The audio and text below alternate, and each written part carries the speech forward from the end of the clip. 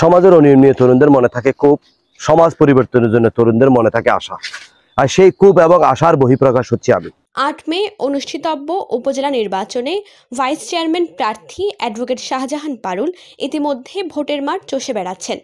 রাতে দিনে মহেশখালীর বিভিন্ন জায়গায় করছেন গণসংযোগ, উঠান বৈঠক।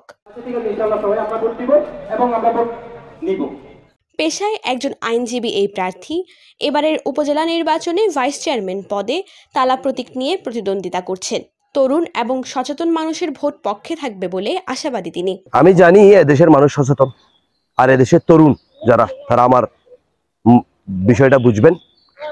তরুণরা হচ্ছে আমার যোদ্ধা, আমার এই যুদ্ধের যোদ্ধা হচ্ছে তরুণরা। আশা করি এই সচেতন মহল এবং এই তরুণদের নিয়ে আমার জয় সুনিশ্চিত হবে ইনশাল্লাহ। সাধারণ ভোটারদের মাঝেও মিলছে অ্যাডভোকেট শাহজাহান পারুলের ব্যাপক সাড়া। ফারুল যদি নির্বাচিত হয় আর অত্যন্ত ভালো হইব।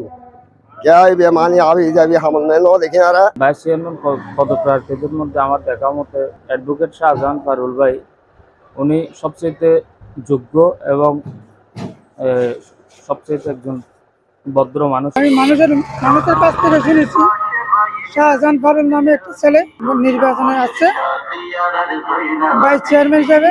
ওই আমাদের এখানে অধিগ্রহণের জায়গা অনেক চলে গেছে। এরকম শিক্ষিত ছেলে থাকলে আমাদের অধিগ্রহণের কিছু কাজে আসবে।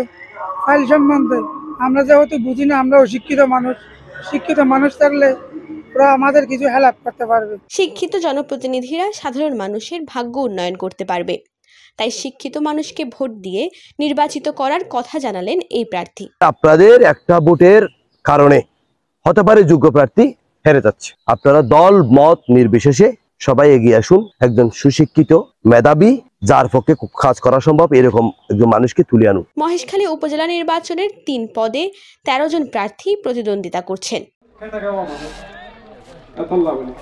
News desk, TTN।